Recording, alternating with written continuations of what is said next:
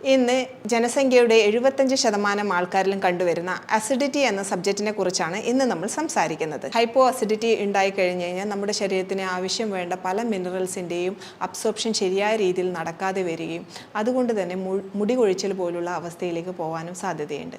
ഇഞ്ചി നല്ലൊരു ആസിഡ് സ്റ്റിമുലേറ്ററാണ്. അതുകൊണ്ട് തന്നെ അല്പം ഡയല്യൂട്ട് ചെയ്തിട്ടുള്ള ഇഞ്ചി നീര് ഭക്ഷണത്തിന് ശേഷം കഴിക്കുന്നതും ഹൈപ്പോ അസിഡിറ്റി മാനേജ് ചെയ്യാൻ വളരെ സഹായകമാണ്.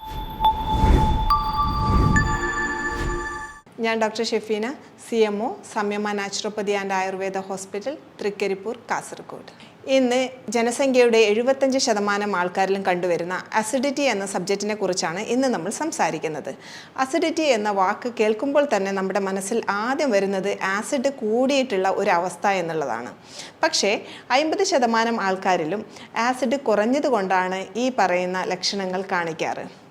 ഹൈപ്പർ അസിഡിറ്റി ആയാലും ഹൈപ്പോ അസിഡിറ്റി ആയാലും ഇതിൽ കണ്ടുവരുന്ന സിംറ്റംസ് ഓൾമോസ്റ്റ് സിമിലറാണ്. സാധാരണ കണ്ടുവരുന്നത് നമുക്ക് ഭക്ഷണം കഴിച്ചു കഴിഞ്ഞാൽ ഉണ്ടാകുന്ന ഒരു നെഞ്ചിനകത്തുണ്ടാകുന്ന എരിച്ചൽ, വയറ് വീർത്ത് വരിക, ഏമ്പക്കം വരിക, കീഴ്വായു വരിക, ശരീരത്തിൽ അങ്ങിങ്ങായി മസിൽ പിടുത്തം വരിക. പലപ്പോഴും ആൾക്കാർ വന്ന് പറയാറ്, ഞാൻ മുമ്പ് കഴിച്ചുകൊണ്ടിരുന്ന പല ഭക്ഷണങ്ങളും അടുത്ത കാലത്തായി എനിക്ക് തീരെ കഴിക്കാൻ പറ്റുന്നില്ല, എസ്പെഷ്യലി മുട്ട, പയറുവർഗ്ഗങ്ങൾ പോലുള്ള ഭക്ഷണങ്ങൾ. നമ്മൾ കഴിക്കുന്ന ഭക്ഷണത്തിൽ പലതരത്തിലുള്ള ബാക്ടീരിയയും ഫംഗസും അടങ്ങിയിരിക്കുന്നു. നമ്മുടെ സ്റ്റൊമക്കിൽ നല്ല ആസിഡ് pH ഉണ്ടെങ്കിൽ മാത്രമേ ഈ പറയുന്ന ബാക്ടീരിയയും ഫംഗസും നശിച്ചു പോവുകയുള്ളൂ. അതുമാത്രമല്ല, നമ്മുടെ ഭക്ഷണത്തിലുള്ള പ്രോട്ടീൻ വിഘടിക്കുകയും അതിൻ്റെ കണ്ടൻറ്റ് ശരീരത്തിലേക്ക് ആഗിരണം ചെയ്യപ്പെടുകയാണെങ്കിലും നമ്മുടെ സ്റ്റൊമക്കിൽ നല്ല ആസിഡ് pH ആവശ്യമാണ്. അപ്പോൾ ആസിഡ് ഇല്ലെങ്കിൽ നമ്മൾ കഴിക്കുന്ന ഭക്ഷണം ശരിയായ രീതിയിൽ ദഹിക്കില്ല. ഈ ദഹിക്കാത്ത ഭക്ഷണം അവിടെ ചെറുകുടലിൽ കെട്ടിക്കിടന്ന് അത് താഴത്തേട്ട് പോവാൻ സാധിക്കില്ല. ഫോർ എക്സാമ്പിൾ, നമ്മൾ പച്ചക്കറി ഒരുപാട് കാലം എടുക്കാതെ അവിടെ തന്നെ വെച്ച് കഴിഞ്ഞ് കഴിഞ്ഞാൽ അത് അവിടെ നിന്ന് നശിച്ചു പോകുന്നതായി കാണാറുണ്ട്. ഇതേ അവസ്ഥ നമ്മുടെ ശരീരത്തിൽ വരും. ഈ കെട്ടിക്കിടക്കുന്ന ഭക്ഷണം അവിടെ നിന്ന് ചീഞ്ഞു പോവുകയും അവിടെ ചീഞ്ഞു പോയിട്ട് അവിടെ ബാക്ടീരിയകൾ വളരാൻ സാധിക്കും. ഇങ്ങനെ വളരുന്ന ബാക്ടീരിയകൾ കണ്ടമാനം ഗ്യാസ് നമ്മുടെ ശരീരത്തിൽ പ്രൊഡ്യൂസ് ചെയ്യും. ഈ ഗ്യാസാണ് നമുക്ക് ഏമ്പക്കമായും കീഴ്വായുവായും വരുന്നത്. ഇതാണ് ഹൈപ്പോ അസിഡിറ്റി ഉണ്ടെങ്കിൽ നമ്മൾ എക്സ്പീരിയൻസ് ചെയ്യുന്ന സിംറ്റംസിന് കാരണം. മുട്ട, ചിക്കൻ, കടല ഇവയൊക്കെ കഴിക്കുമ്പോൾ നിങ്ങൾക്ക് ഇമ്മീഡിയറ്റായിട്ട് ഒരു ഗ്യാസിൻ്റെ പ്രശ്നം വരുന്നുണ്ടോ? അങ്ങനെയാണെങ്കിൽ നിങ്ങൾക്ക് ഹൈപ്പോ അസിഡിറ്റി ആയിരിക്കാം. ഹൈപ്പോ അസിഡിറ്റി ആയാൽ നമ്മുടെ ശരീരത്തിന് കിട്ടേണ്ട പല മിനറൽസിൻ്റെയും ആഗിരണം ശരിയായ രീതിയിൽ നടക്കാതെ വരികയും അതുകൊണ്ട് തന്നെ നമുക്ക് മുടി കഴിച്ചൽ പോലുള്ള അവസ്ഥകൾ വരാനുള്ള ചാൻസ് ഉണ്ട്. അതുകൂടാതെ ഹീമോഗ്ലോബിൻ താഴത്തോട്ട് വരുന്നതായിട്ടും ബ്ലഡ് ടെസ്റ്റ് ചെയ്യുമ്പോൾ അതിൽ ഫെറിറ്റിൻ്റെ അളവ് താഴത്തോട്ട് പോയിട്ടും നമുക്ക് കാണാൻ സാധിക്കുന്നതാണ്. നമുക്ക് പ്രോട്ടീൻ്റെ അബ്സോർപ്ഷൻ ശരിയായ രീതിയിൽ നടക്കാത്തത് കൊണ്ട് തന്നെ നമ്മൾക്ക് മസിൽ വീക്ക്നെസ് ആയിട്ടും അതുകൂടാതെ നമുക്ക് എപ്പോഴും ക്ഷീണം ഉണ്ടാകുന്ന ഒരവസ്ഥ ഉണ്ടാവാനും ചാൻസ് ഉണ്ട്. ഹൈപ്പോ അസിഡിറ്റി ഉണ്ടായി കഴിഞ്ഞ് കഴിഞ്ഞാൽ നമ്മുടെ ശരീരത്തിന് ആവശ്യം വേണ്ട പല മിനറൽസിൻ്റെയും അബ്സോർപ്ഷൻ ശരിയായ രീതിയിൽ നടക്കാതെ വരികയും അതുകൊണ്ട് തന്നെ മുടി കൊഴിച്ചൽ പോലുള്ള അവസ്ഥയിലേക്ക് പോകാനും സാധ്യതയുണ്ട്. ബ്ലഡ് ടെസ്റ്റിൽ ഹീമോഗ്ലോബിൻ്റെ അളവും ഫെറിറ്റിൻ്റെ അളവും താഴത്തോട്ട് പോകുന്നതായി കാണാം.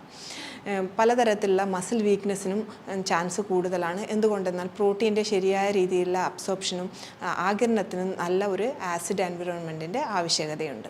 അതുകൊണ്ട് തന്നെ എപ്പോഴും ക്ഷീണം തോന്നാനുള്ള ചാൻസ് ഉണ്ട്. എത്ര ഉറങ്ങിയാലും വീണ്ടും വീണ്ടും ഉറങ്ങാനുള്ള ഒരു ടെൻഡൻസി തോന്നാനും സാധ്യതയുണ്ട്. അപ്പോൾ ഇത് നമുക്ക് ഹൈപ്പോ അസിഡിറ്റി ആണോ എന്നത് നമുക്ക് എങ്ങനെ മനസ്സിലാക്കാം? സാധാരണയായി നമുക്ക് വയറിൽ കുറേ കാലമായിട്ടുള്ള പ്രശ്നം ഒരു എൻഡോക്രൈനോളജിസ്റ്റിൻ്റെ അടുത്ത് പോയി പറഞ്ഞു കഴിഞ്ഞ് കഴിഞ്ഞാൽ ചില കേസിലെങ്കിലും എൻഡോസ്കോപ്പിയാണ് സജസ്റ്റ് ചെയ്യാറ്. എൻഡോസ്കോപ്പി ചെയ്ത് കഴിഞ്ഞ് കഴിഞ്ഞാൽ അതിൽ നമുക്ക് H. പൈലോറി ബാക്ടീരിയയുടെ സാന്നിധ്യം കാണാം. ഈ H. പൈലോറി ബാക്ടീരിയ ഹൈപ്പോ അസിഡിറ്റിയിലും ഹൈപ്പർ അസിഡിറ്റിയിലും കാണുന്നത് കൊണ്ട് തന്നെ നമുക്ക് ഇത് സിമ്പിളായി എങ്ങനെ വേർതിരിച്ചറിയാമെന്നുള്ള ഒരു ടെസ്റ്റ് നമുക്ക് വീട്ടിൽ തന്നെ ചെയ്യാവുന്ന ഒരു ടെസ്റ്റ് നമുക്ക് നോക്കാം. 1 ടീസ്പൂൺ ആപ്പിൾ സൈഡർ വിനെഗർ അല്ലെങ്കിൽ കോക്കനട്ട് വിനെഗർ 1 ഗ്ലാസ് വെള്ളത്തിൽ കലർത്തി ഭക്ഷണത്തിന് 3-4 മിനിറ്റ് മുമ്പ് കഴിക്കുക. അതിനുശേഷം പ്രോട്ടീൻ അടങ്ങിയ മുട്ട പോലുള്ള ഭക്ഷണങ്ങൾ കഴിക്കുക. ആപ്പിൾ സൈഡർ വിനെഗർ കഴിക്കുമ്പോൾ നമ്മുടെ ശരീരത്തിൽ ആസിഡിൻ്റെ അളവ് വർദ്ധിക്കും. ഇത് കഴിച്ചതിന് ശേഷം ഭക്ഷണം കഴിക്കുമ്പോൾ നമ്മുടെ ഭക്ഷണം ശരിയായ രീതിയിൽ ദഹിക്കുന്നു.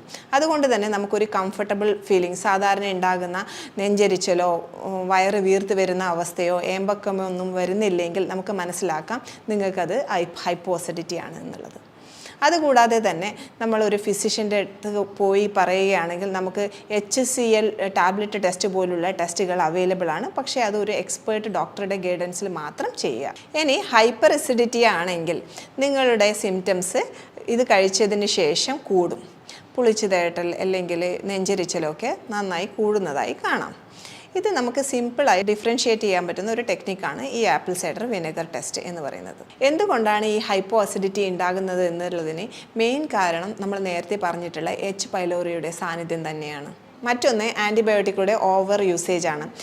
ചില കേസുകളിൽ ആൻറ്റിബയോട്ടിക്കുകളുടെ ഉപയോഗം വളരെ സഹായകമാണെങ്കിലും കണ്ടമാനമുള്ള ആൻറ്റിബയോട്ടിക്കുകളുടെ ഉപയോഗം ഈ ഹൈപ്പർ അസിഡിറ്റി എന്ന കണ്ടീഷനിലേക്ക് നയിക്കാൻ സാധ്യതയുണ്ട്. ഇനി ഹൈപ്പർ അസിഡിറ്റിയുള്ള പല ആൾക്കാരും ഡോക്ടറുടെ അടുത്ത് പോകാറ് പോലുമില്ല. അടുത്തുള്ള ഫാർമസികളിൽ പോയിട്ട് ഏതെങ്കിലും തരത്തിലുള്ള പാൻഡാപ്രസോൾ പോലുള്ള അല്ലെങ്കിൽ ജെലുസിൽ പോലുള്ള ആൻറ്റാസിഡ് വാങ്ങി കൂടുതലായി കഴിക്കുന്നത് കാണാറുണ്ട്. ഈ തരത്തിലുള്ള ആൻറ്റാസിഡിൻ്റെ ഉപയോഗവും നിങ്ങളെ ഹൈപ്പോ അസിഡിറ്റിയിൽ എത്തിച്ചേക്കാം. അപ്പോൾ ശരിയായ രീതിയിലുള്ള ഒരു ഡയഗ്നോസിസ്, അതായത് ഹൈപ്പോ അസിഡിറ്റി ആണോ ഹൈപ്പർ അസിഡിറ്റി ആണോ എന്ന് കണ്ടുപിടിക്കുകയാണെങ്കിൽ നിങ്ങൾക്ക് ലൈഫ് ലോങ് ആയിട്ടുള്ള ഒരു സഫറിങ്സിന് ഒരു കംപ്ലീറ്റ് ആയിട്ടുള്ള സൊല്യൂഷനിലേക്ക് എത്താൻ സാധിക്കും. എങ്ങനെ നമുക്ക് ഹൈപ്പോ അസിഡിറ്റി മാനേജ് ചെയ്യാൻ പറ്റുമെന്ന് നോക്കാം. ട്രഡീഷണലായി നമ്മൾ അസിഡിറ്റിയെ അഗ്നിമാന്ദ്യം എന്നാണ് പറയുന്നത്. അഗ്നി എന്ന് പറഞ്ഞു കഴിഞ്ഞാൽ ഡൈജസ്റ്റീവ് ഫയർ, അതായത് സ്റ്റൊമക് ആസിഡ്.